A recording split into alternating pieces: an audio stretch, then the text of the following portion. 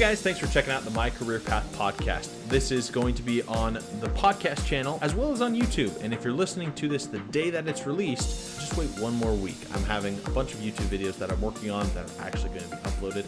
If you're listening to it after the fact, go over to my YouTube channel, subscribe, leave a like, and see what you like, and let me know your feedback. I really want to hear from you. So today I want to kind of dive into how important is a master's degree and when should you get it? So let's dive into this topic because I think it's one that's considered by millions of college students all over the country. Should I go back for more education after my 4-year bachelor degree? After I get my undergrad, should I just immediately go to graduate school, or should I immediately go get my PhD or doctorate or whatever have you?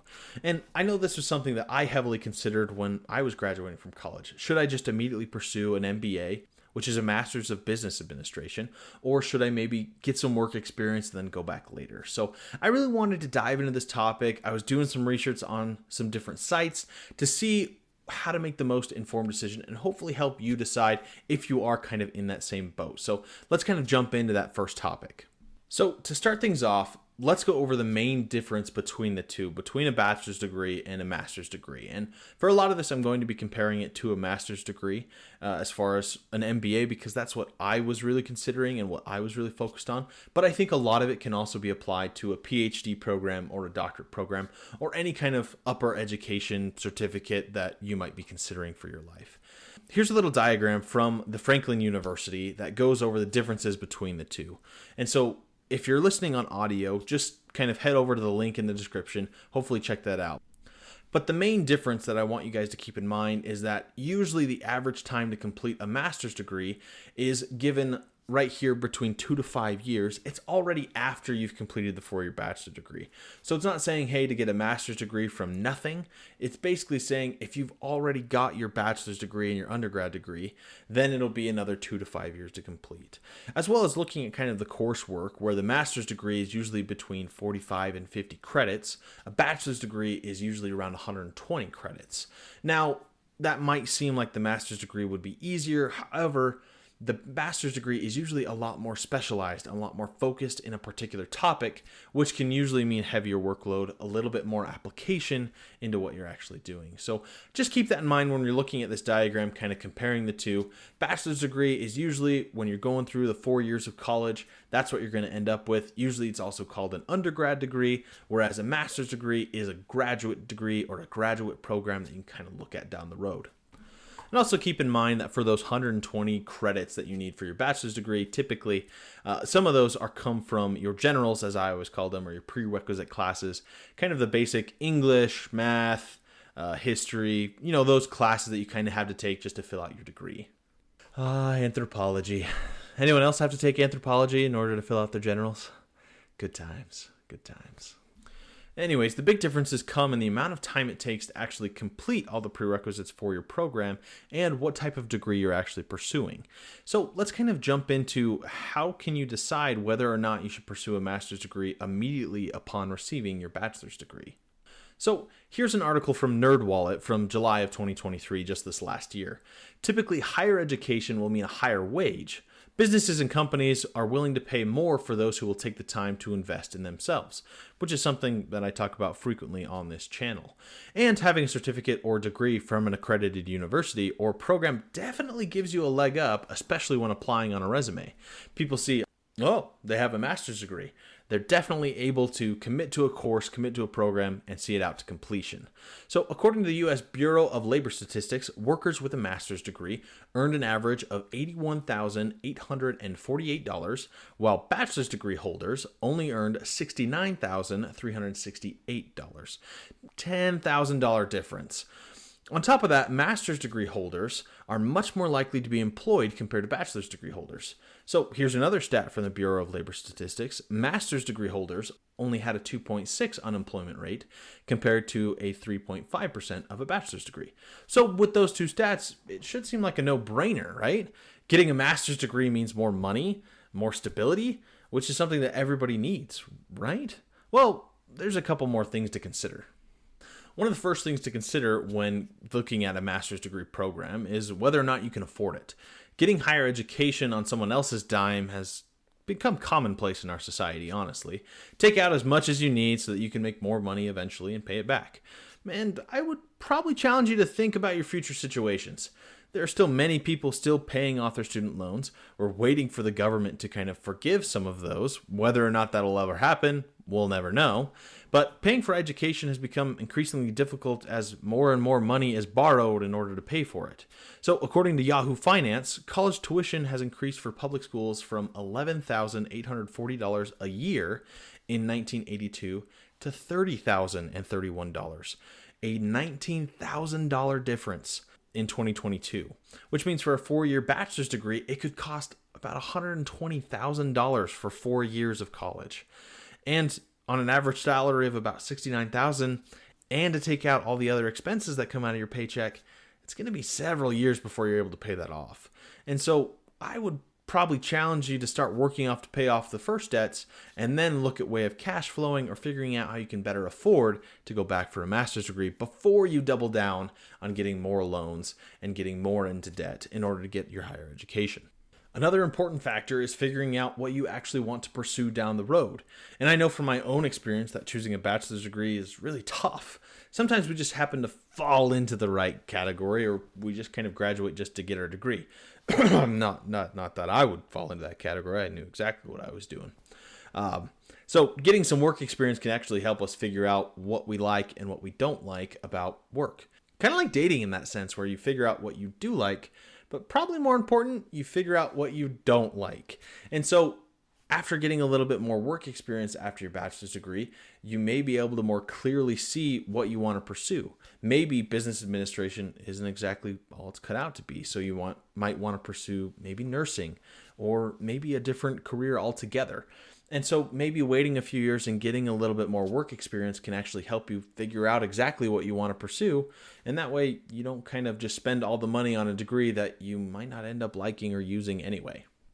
So Ken Coleman actually offers some advice on whether or not you should pursue higher education.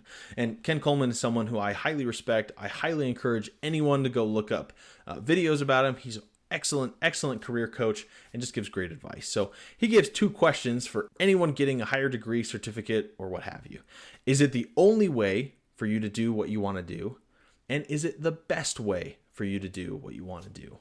And I think these are 2 very important questions for us to consider when going for any degree or program or certificate. Is it the only way for you to do what you want to do? And honestly, in our modern world, with the internet and technology available to us, it's becoming less and less likely that that's going to be the only way for you to do that.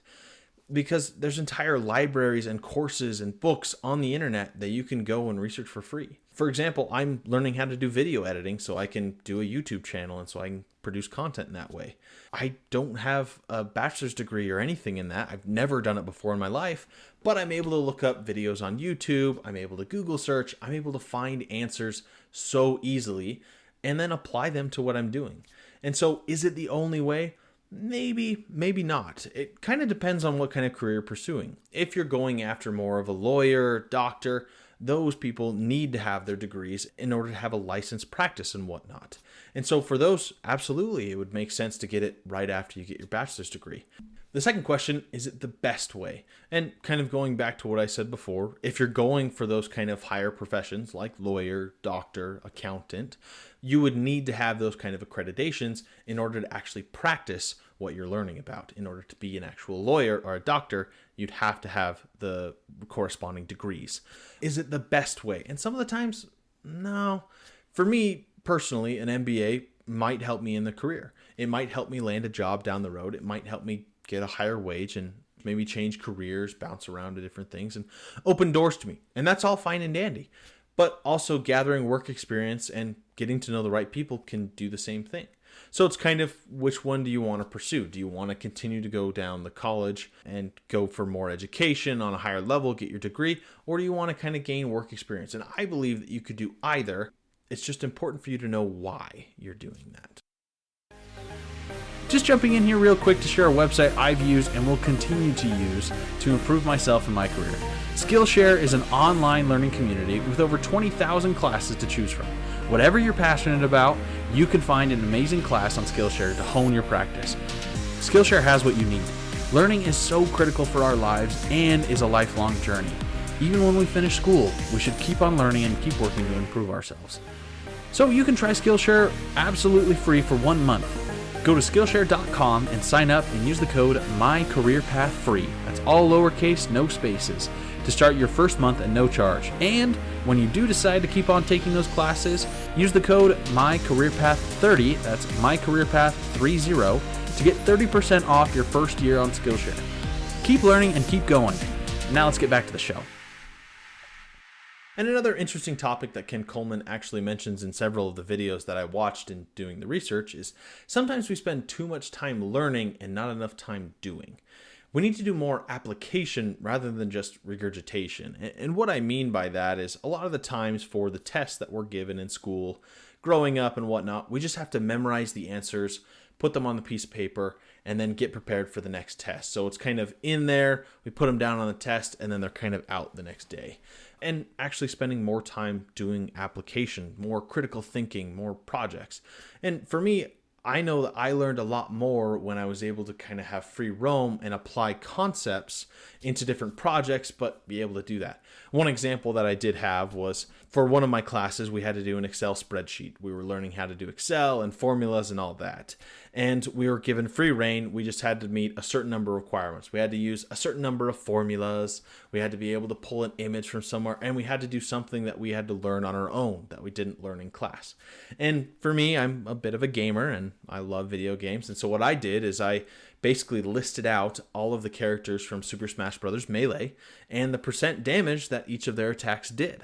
And for each of them, you could kind of click around and you could pull up an image of that character and you could compare it to any other character and it would show which moves would do how much damage and whatnot. And so for me, that was super cool because I was able to do something in relation to video games, something that I really love, as well as learn more about Excel and do a project based around that. And so that was one of my favorite things that I did in college, and I was able to actually apply it later in life. I was a lot more confident in Excel because of that. So try to find ways that you can actually apply what you're learning rather than just memorizing things. And so that kind of also goes back to, should maybe you get some work experience before a master's degree?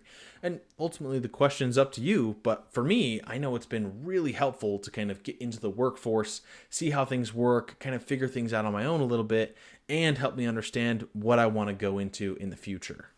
And I think also it's been helpful for me to actually apply what I'm learning in video editing to these kind of channels. It's something that I enjoy and something that I'm immediately able to then apply to what I want to do and what I'm interested in.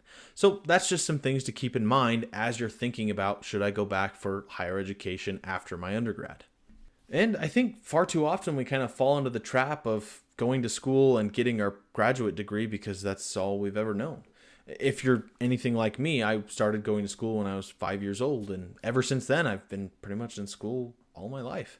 I'd have summers off, I'd get early days off of school, I'd have winter break or whatever, and making the transition into full-time work and working 40 hours a week, no longer getting summers off, maybe getting a couple early days off, getting a little bit more freedom in that sense, but school was all I ever really knew. And so making that transition into the workforce can be kind of scary for some. It makes sense to go get your graduate degree. When you graduate from high school, college is the next logical step. When you graduate with your undergrad, a graduate program makes sense. And then after that, you can still go back for more certificates and find more. So making that transition can be scary, but it can also help you see things a little bit more clearly. So ultimately deciding if you should get a master's degree and when you should get a master's degree really depends on you and your situation. In my opinion, and for my situation, I wanted to wait a couple of years, and it's probably still a couple of years out before I end up getting it. The main reasons being I probably wanted to get more experience about what I liked and what I didn't like, and so I could more clearly see what I wanted to do down the road in a graduate program. So hopefully it'll give me more clarity down the road, and that way I can pursue what I actually want to do, as opposed to maybe getting stuck with a degree that I just kind of chose because I needed to. Second, I think there's so many avenues for us to learn about what we want to actually do and then apply those into skills and knowledge and actually apply them to our careers as well without actually having to pay anything. And so there can be a lot of experience and knowledge gained, and you can actually become an expert in a field without having a master's degree. And also, additionally, down the road, if you get in with a really good company, they can even help pay for your master's degree or higher education. because they're also invested in you. They want to see you succeed, and hopefully the skills and knowledge that you learn at those programs will actually apply to their companies and help them improve as well. And lastly, the main reason that I decided to wait on getting my master's degree, and probably will continue to wait for a couple more years, is in talking with HR directors and hiring managers, because they want to see a nice balance of people who have work experience as well as certificates and certifications on what they can do.